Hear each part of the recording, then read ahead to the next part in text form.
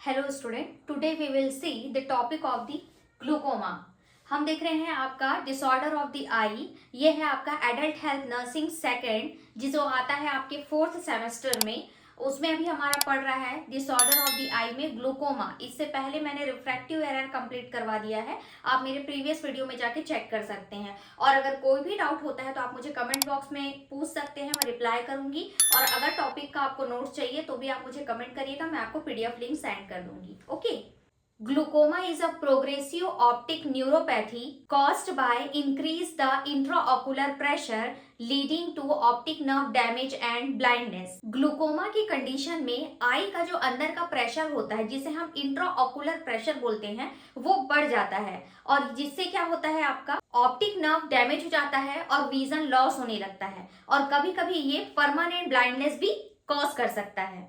अगर आप कॉन्सेप्ट में जाते हैं तो आई में एक फ्लूइड पाया जाता है जिसे हम बोलते हैं आपका एक्वस ह्यूमर, जो यहाँ पे प्रेजेंट होता है। ठीक है, ये एक्वस ह्यूमर जो होता है ये क्या करता है, कंटिन्यूअसली बनता है और ड्रेन होता जाता है। लेकिन अगर ये ड्रेन ना हो और ये ब्लॉक हो जाए तो एक्वस ह्यूमर का जो यहाँ का प्रेशर है वो क्या होगा, बढ़ने लगेगा। और यही प्रेशर बढ़ने की वजह से क्या हो जाएगा, ऑप्टिक नर्व आपका डैमेज हो जाएगा और विजन लॉस हो सकता है। और इसी कंडीशन को ही हम ग्लूकोमा बोलते हैं। चलो, ऑक्यूस ह्यूमर का अगर हम फ्लो देखते हैं तो सबसे पहले ऑक्यूस ह्यूमर सिलियरी बॉडी से जाता है आपका प्रोस्टीरियर चैम्बर में, प्रोस्टीरियर चैम्बर से जाता है फिर वो प्यूपिल में, प्यूपिल से जाता है वो एंटीरियर चैम्बर में, एंटीरियर चैम्बर से फिर हो जाता है आपका ट्रेबेकुलर मैसवर्क में, और ट्रेबेकुलर मैसवर्क से फिर जाता है वो आपका स्कैलम कैनाल में। ठीक है, ये होता है आपका एक्वस ह्यूमर का प्रोसेस। ठीक है, मतलब फ्लो। ये जो आई का डायग्राम है मैंने रफली बनाया हुआ है, और इसमें ग्लूकोमा में आई के कौन कौन से जो पार्ट है वो इफेक्ट होते हैं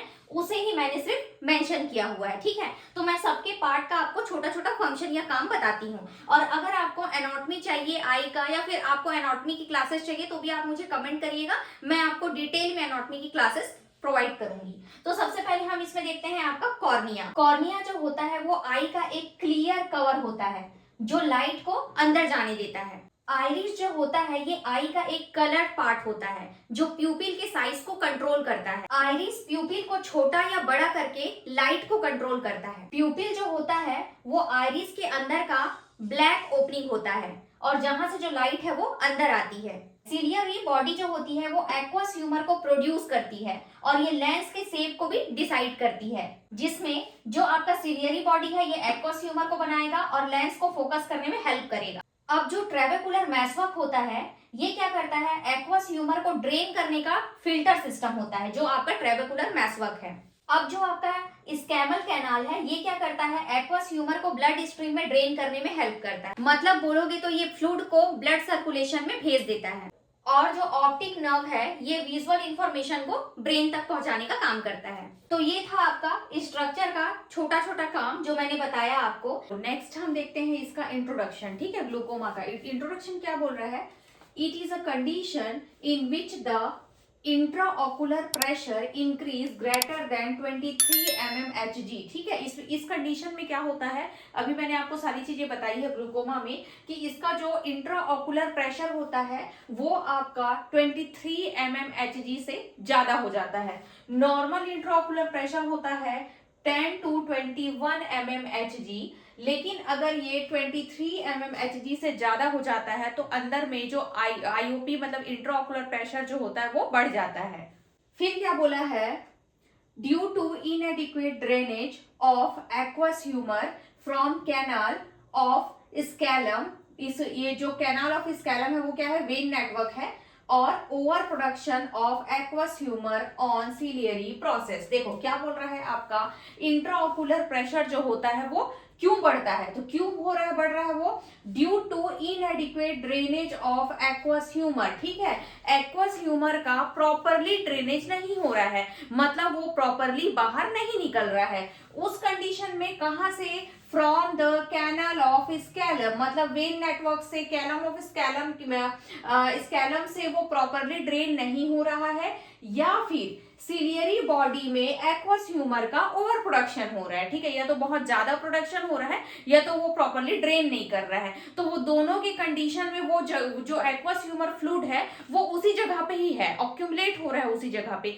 इसीलिए वहां का जो प्रेशर होता है वो बढ़ जाता है और उस प्रेशर को ही हम आईओपी प्रेशर बोलते हैं, इंट्रा ऑक्यूलर प्रेशर कहते हैं। ओके, फिर बोला है इंक्रीज आईओपी में damage to optic nerve which result in blindness, ठीक है, अगर आईओपी का प्रेशर बढ़ता है तो आपका ऑप्टिक नर्व डैमेज हो जाएगा, ऑप्टिक नर्व डैमेज होगा तो पेशेंट को ब्लाइंडनेस मतलब अंधापन हो सकता है।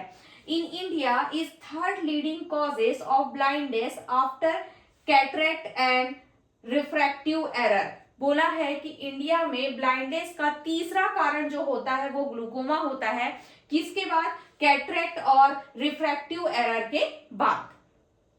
फिर आता है आपका टाइप्स में पहला आता है आपका प्राइमरी एंगल क्लोजर ग्लूकोमा होता है जिसे हम लोग PACG के नाम से जानते हैं। सेकंड होता है प्राइमरी ओपन एंगल ग्लूकोमा जिसे हम लोग POAG के नाम से जानते हैं। तो पहला है प्राइमरी एंगल क्लोजर ग्लूकोमा, इसमें क्या होता है, it occur due to narrowing the passage way of aqueous humour, ठीक है, एक्वस ह्यूमर का जो पैसेज वे होगा, पैसेज वे मतलब जो बोल सकते हो एक रास्ता, जैसे एक नाली की तरह जो रास्ता जाता है, तो जो एक एक्वस ह्यूमर का पैसेज वे होगा वो नैरो हो जाएगा तो फ्लूइड जो होगा वो प्रॉपरली ड्रेन नहीं हो पाएगा, तो resulting the obstruction of the outflow to open, मतलब क्या होगा, जो आउटफ्लो जैसे पानी के जाने का रास्ता होता है वैसे फ्लूइड के जाने का रास्ता जो होगा वो ब्लॉक हो जाएगा क्योंकि वो जगह नैरो हो चुकी है, तो उस कंडीशन को हम बोलते हैं आपका primary angle closure glaucoma. Second होता है primary open angle glaucoma. Primary open angle glaucoma जो होता है ये कॉमन होता है, 80% ग्लूकोमा जो होता है वो आपका प्राइमरी ओपन एंगल ग्लूकोमा होता है, ठीक है। ये बोला है आपका due to over production of aqueous humour और obstruction of outflow at trabecular meshwork, मतलब क्या बोला है आपका यहाँ पे कि आपका एक्वस ह्यूमर का ओवर प्रोडक्शन हो रहा है या फिर आपका जो ऑब्स्ट्रक्शन हो जा रहा है कहाँ पे, ट्रेबेकुलर मैसवर्क में, ठीक है, ट्रेबेकुलर मैसवर्क में उसका जो आउटफ्लो हो रहा है, बाहर जाने का फ्लो है वो टोटली ऑब्स्ट्रक्ट हो जा रहा है, तो ये दोनों कंडीशन में पेशेंट को ओपन एंगल ग्लूकोमा हो सकता है। समझ में आया। Primary open angle closure glaucoma में क्या हो जाएगा, आपका जो पैसेज वे है वो नैरो हो जाएगा और आउटफ्लो जो होगा उसका ऑब्स्ट्रक्शन हो जाएगा। इसमें जो 80% ये कॉमन पीपल्स को होता है, मतलब लोगों को 80% देखा गया होते हुए, जिसमें आपका एक्वस ह्यूमर का ओवर प्रोडक्शन हो जा रहा है और जो क्या होता है ट्रेबेकुलर मैसवर्क्स में उसका आउटफ्लो जो होता है उसमें ऑब्स्ट्रक्शन हो जा रहा है, तो ये दोनों कंडीशन को हम बोलते हैं ग्लूकोमा का टाइप्स। फिर आता है आपका थर्ड वन सेकेंडरी ग्लूकोमा, ये तो प्राइमरी था। सेकेंडरी ग्लूकोमा में क्या बोला है, increase intraocular pressure due to post operation and other disorder, अगर पेशेंट को कोई दूसरा डिसऑर्डर है या फिर अगर पेशेंट का आई का कोई और ऑपरेशन हुआ है, उस और ऑपरेशन के थ्रू अगर कोई साइड इफेक्ट निकल गया और उस साइड इफेक्ट के कारण अगर आईओपी प्रेशर बढ़ गया तो उसे हम लोग सेकेंडरी ग्लूकोमा के नाम से जानते हैं। फिर आता है आपका absolute glaucoma. Absolute glaucoma it is extremely painful and I become hard and stone, ठीक है। जो एब्सोल्यूट ग्लूकोमा होता है ये बहुत ज्यादा पेनफुल होता है, ये मेनली एजेड पीपल जो 60+ ईयर के एज है उसमें देखा जाता है। इसमें जो आई होता है वो टोटली हार्ड हो जाता है, कभी कभी पत्थर के समान हो जाता है, स्टोन के समान, ठीक। अब आता है क्लिनिकल मैनिफेस्टेशन। क्लिनिकल मैनिफेस्टेशन में हम देखते हैं primary open angle glaucoma. Primary open angle glaucoma क्या होता है, इसमें स्लो होगा, पेनलेस होगा, विजन चेंजेस आएगा इसमें, ठीक है, ये एकदम स्लो रहेगा, थोड़ा पेनलेस रहेगा, इसमें थोड़ा सा विजन चेंजेस दिखाई देगा स्टार्टिंग में। फिर आता है आपका primary angle closure glaucoma. Angle closure में बहुत ज्यादा सीवियर पेन होगा आपके आई और एब्रो पे, ये है। फिर आता है आपका लॉस ऑफ पेरिफेरल विजन, ठीक है, मतलब साइड का विजन जो होगा वो लॉस होगा, पेशेंट को साइड का विजन दिखाई नहीं देगा। फिर आता है फोटोफोबिया, लाइट जैसे ही आंख में पड़ेगा पेशेंट को इरिटेशन होने लगेगी। फिर आता है नॉजिया वोमिटिंग हो सकता है, ऑप्टिक नर्व डैमेज हुआ है करके। फिर आता है आपका ट्यूनल विजन, मतलब सेंटर पे ही विजन होगा, मतलब पेरिफेरल विजन नहीं होगा, चीजें जो होगी वो सेंटर की ही दिखाई देगी। अब इसमें मैंने आपको एक चीज नहीं बताया, इंट्रोडक्शन के बाद ये आता है आपका डेफिनेशन। ये आप नोट्स में लिख लेना, अगर आपको नोट्स चाहिए तो आप बता दीजिएगा, मैं आपको पीडीएफ लिंक सेंड कर दूंगी। तो इसका डेफिनेशन आप याद कर लेना कि glaucoma is a group of eye disorder characterised by increase the IOP leading to optic nerve damage. Normal जो आईओपी प्रेशर होता है वो 10 to 21 mmHg होता है। इसको समझाने की मुझे जरूरत नहीं है, अभी जो मैंने बताया ये वही है कि ये ग्रुप ऑफ डिसऑर्डर होता है जिसमें इंट्राओकुलर प्रेशर जो होता है वो इंक्रीज हो जाता है, जिसकी वजह से ऑप्टिक नर्व डैमेज हो जाता है। ओके, तो ये डेफिनेशन है, ये आप लोग याद कर लेना। चलो नेक्स्ट है आपका कॉजेस, ठीक है, कि ग्लूकोमा किस किस कारण से होता है। तो पहले आता है आपका about 40 years of the age, ठीक है, 40 प्लस एज के बाद में होता है मेनली। ये फैमिली हिस्ट्री की वजह से हो सकता है, अगर फैमिली में किसी को है तो, या फिर पहले हुआ हो तो। डायबिटीज मेलाइटिस या फिर हाइपरटेंशन, अगर ब्लड प्रेशर बहुत ज्यादा है या फिर शुगर लेवल ज्यादा है तो उस कंडीशन में भी हो सकता है। और लॉन्ग टर्म स्टेरॉइड यूज, ठीक है, अगर स्टेरॉइड का बहुत लंबे समय तक यूज किया जा रहा है तो भी आई में प्रेशर बढ़ सकता है। इसका पैथोफिजियोलॉजी हम देखते हैं, तो पैथोफिजियोलॉजी में क्या बोला है, एक्वस ह्यूमर ओ production and drainage imbalance increase intraocular pressure, ठीक है, ड्यू टू इटोलॉजिकल फैक्टर। इतने सारे इटोलॉजिकल फैक्टर के हिसाब से हम देखते हैं तो एक्वस ह्यूमर का जो प्रोडक्शन और ड्रेनेज जो होता है, ठीक है, या तो वो बढ़ जाएगा या तो वो प्रॉपरली ड्रेन नहीं हो पाएगा, ठीक है, या तो प्रोडक्शन बहुत ज्यादा हो रहा है और वो ड्रेनेज प्रॉपरली नहीं हो पा रहा है, तो वो दोनों की कंडीशन में उसका प्रोडक्शन और ड्रेनेज जो होगा वो इम्बैलेंस हो जाएगा, एबनॉर्मल हो जाएगा। उस कंडीशन में इंट्राओकुलर प्रेशर जो होगा वो बढ़ जाएगा। ओके, नेक्स्ट है आपका intraocular pressure increase compression optic compress optic nerve, ठीक है। तो क्या बोला है आपका, जब आपका आईओपी प्रेशर बढ़ जाता है, इंट्राओकुलर प्रेशर बढ़ जाता है तो ऑप्टिक नर्व जो होती है वो कंप्रेस हो जाती है, मतलब वो दब जाती है, ठीक है। अब क्या होता है, ऑप्टिक नर्व जब दबती है तो वो डैमेज की कंडीशन में चली गई, तो optic nerve damage caused visual field loss. जब आपका शुरू में ऑप्टिक नर्व दबते जाती है, कंप्रेस होते जाती है, तो पेशेंट को क्या होता है, आपका विजुअल फील्ड लॉस होता है, मतलब पेरिफेरल विजन जो होता है उसका लॉस होते जाता है।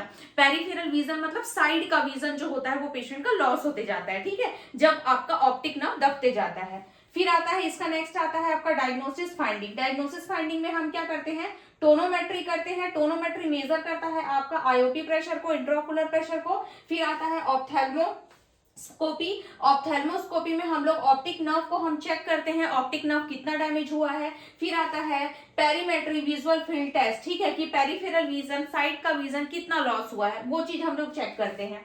नेक्स्ट आता है आपका मैनेजमेंट। मैनेजमेंट में हम देखते हैं मेडिकल मैनेजमेंट। तो मेडिकल मैनेजमेंट में हम देते हैं आपका टॉपिकल बीटा ब्लॉकर, ठीक है। टॉपिकल बीटा ब्लॉकर जो होता है, जिसे हम लोग टिमोलोल देते हैं, जिसमें मेडिसिन, वो क्या करता है, आई के प्रेशर को डिक्रीज करने का काम करता है, मतलब कम करने का काम करता है।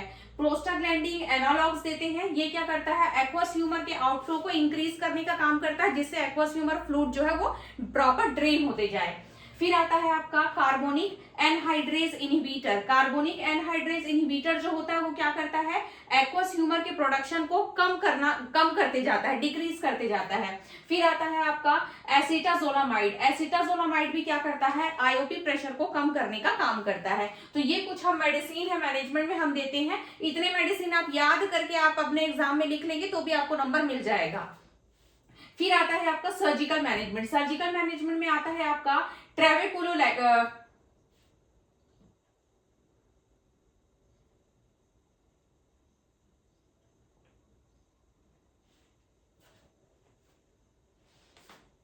फिर नेक्स्ट आता है आपका सर्जिकल मैनेजमेंट। सर्जिकल मैनेजमेंट में क्या होता है आपका ट्रेबेकुलैक्टोक्टोमी, ठीक है। ट्रेबेकुलैक्टोक्टोमी क्या होता है, टू रिमूव पार्ट ऑफ ट्रेबेकुलर मैसवर्क, ठीक है। ट्रेबेकुलर मैसवर्क पार्ट को हम रिमूव कर देते हैं ताकि जो आउटफ्लो है वो प्रॉपरली इस्टेब्लिश हो पाए, ठीक है। फिर आता है नेक्स्ट आपका लेजर ट्रेबेकुलोप्लास्टी, ठीक है। लेजर ट्रेबेकुलोप्लास्टी में क्या होता है, आई रिपेयर एंड इंप्रूव ड्रेनेज, ठीक है। आई को रिपेयर किया जाता है और ड्रेनेज सिस्टम को इंप्रूव किया जाता है। फिर आता है आपका next nursing management. Nursing management में हम क्या करते हैं, मॉनिटर एंड आईओपी रेगुलरली, ठीक है। हम लोग क्या करते हैं, इंट्राओकुलर प्रेशर जो होता है उसको रेगुलरली हम मॉनिटर करते हैं नर्सिंग मैनेजमेंट में। एडमिनिस्टर आई ड्रॉप प्रॉपरली, आई ड्रॉप प्रॉपरली पेशेंट को देते रहना है। फिर आता है टीच नॉट टू रब आई, ठीक है। हमेशा पेशेंट को टीच करना है, बताना है कि आई को वो रब ना करे, and avoiding blending and heavy lifting, ठीक है। और हमेशा अवॉइड करना है किसी भी चीज को, मतलब बहुत ज्यादा किसी चीज को लिफ्ट ना करे, उठाए ना, और आंख में कोई भी चीज को ब्लेंड ना करे, ठीक है। ये सारी चीजों को हम लोग को ध्यान में रखना है और पेशेंट को एजुकेट करना है। कॉम्प्लिकेशन में हम देखते हैं तो इसका एक ही कॉम्प्लिकेशन है कि परमानेंट ब्लाइंडनेस हो सकता है पेशेंट को। ओके, तो ये था आपका ग्लूकोमा, ठीक है, जिसमें क्या होता है, इंट्राओकुलर प्रेशर, जो आपका एक्वस ह्यूमर जो होता है उसका जो प्रेशर होता है वो आई में बढ़ जाता है, और जिसकी वजह से क्या हो सकता है, वो बढ़ने की वजह से, इंट्राओकुलर प्रेशर बढ़ने की वजह से ऑप्टिक नर्व डैमेज हो सकता है। इस कंडीशन को हम ग्लूकोमा बोलते हैं। इसमें पेशेंट का आपका पेरिफेरल विजन लॉस हो सकता है या फिर परमानेंट ब्लाइंडनेस हो सकता है। कोई भी डाउट होता है तो तुम मुझे कमेंट बॉक्स में पूछ सकते हो, मैं आपको रिप्लाई करूंगी। अगर आपको इसका नोट्स चाहिए तो भी आप मुझे कमेंट करिएगा, मैं आपको पीडीएफ लिंक सेंड कर दूंगी। और आप मेरे व्हाट्सएप चैनल ग्रुप से आप जुड़ जाइए, उसमें आपको सारे नोट्स मिल जाएंगे और उसमें आपको कुछ एमसीक्यू क्वेश्चंस भी मिलेंगे जो आपके एग्जाम प्रिपरेशन के लिए बहुत हेल्पफुल होंगे, ठीक है। चैनल को अगर अभी तक लाइक नहीं किए हो तो लाइक कर लो, सब्सक्राइब कर लो और शेयर कर लो, और बेल आइकन पर क्लिक कर लो, जिससे जब भी मैं न्यू वीडियो अपलोड करूंगी तो आपको नोटिफिकेशन आ जाए। Thank you.